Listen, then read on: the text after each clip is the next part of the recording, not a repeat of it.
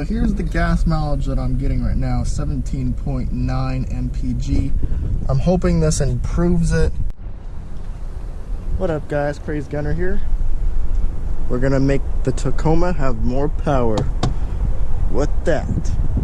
Thanks to S&B for sending this out. This is their cold air intake. And this is not in a how-to video because there's probably a million of them out there and their directions is amazing. This is a video of can we get better fuel economy, better throttle response, and will it actually sound cool? So taking this off is extremely easy. You know, let's get rid of your stock air filter first of all. So boom, there it is. Here's that. I'm just yeah, we're not gonna be needing that anymore. So let's take the let's take all this off right here and undo these little clamps. Let's go get a 10 millimeter, I believe, and take all this crap out. And yeah, so let's pop this off too. Yeah, we're gonna put this over here. There we go. All right, let's go get a 10 millimeter and undo all the bolts and just throw this thing away. So you gotta take this crankcase breather tube off. So that's what I did. It's a 10 millimeter here, and then you just take the little OBD or the H2 oxygen sensor off the bottom. We will not be needing that anymore. And we're going to be taking the oxygen sensor out of the stock one and the other clip. I think these are 12. It's either 11 or 12 millimeters. So we tried a 10.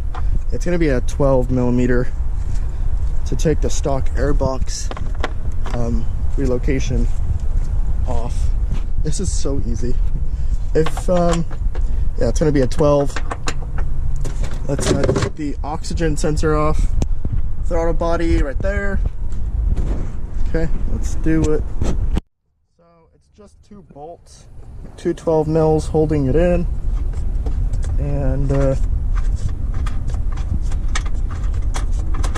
other than these two, there, this whole stock system goes bye-bye now. Which I'm pretty sure, there's the old filter. I'm pretty sure you just, oh, we got one more. So we got 3 actually. So yeah.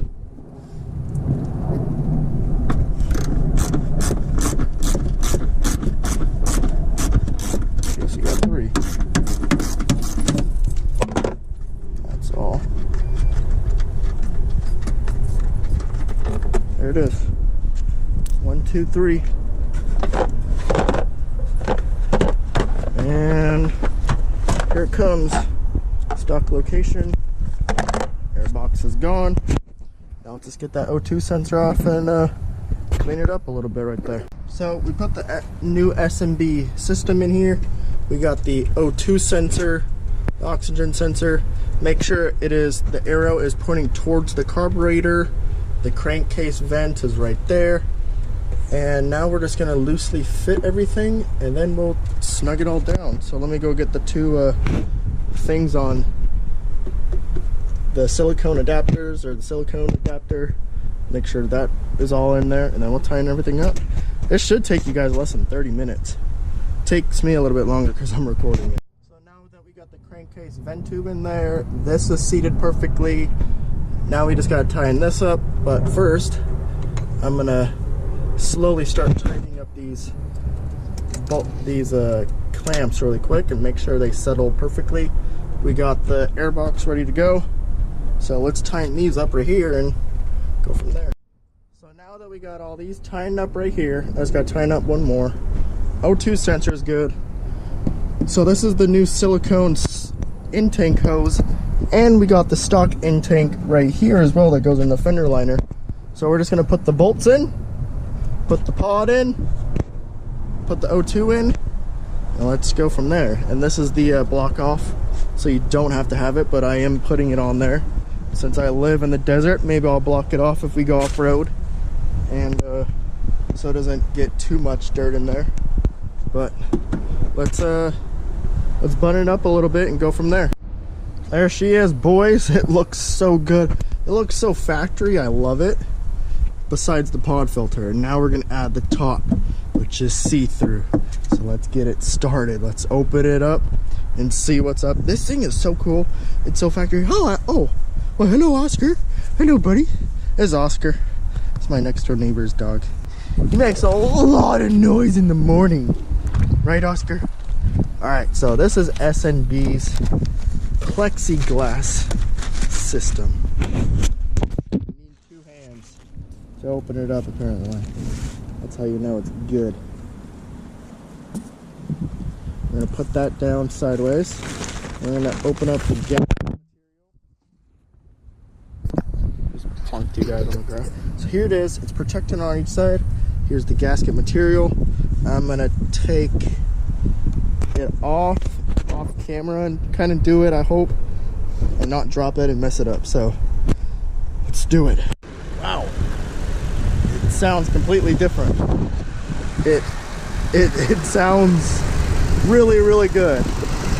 It looks extremely well. I don't know what the fuck that ticking noise is, guys. It's so obnoxious. It's like coming from like right here.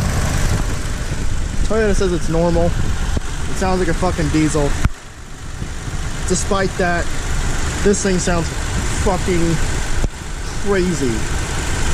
It sounds so more like girthy, and just it sounds like it's got more balls. Like it opened it up a lot. I don't know, like sound 10 of 10. Sounds amazing. Needs an exhaust now. That is coming, I think. Who knows? You guys will have to figure that one out. Sounds fucking amazing. No codes due to the sensors, nothing like that. I just wanted to let it idle for a little bit and you know, resense all this stuff right here. It's literally like a ticking noise, like coming from all the way back there and in like the head. It's really weird. I don't know what the hell it is. Toyota says it's normal, but there it is. Let's do a 100-mile review on it now, eventually, and then I'll let you guys know when the MPG hits. But holy shit, sounds amazing. So 10 to 10. Like, subscribe, comment, share. Now let me drive my truck around. I'll let you guys know if it's actually functional and does shit besides sounds. I mean, if you want to pay $300 for sound, this is it right there. So let's figure it out from there. Catch you guys next time on the video. Bye. Peace out.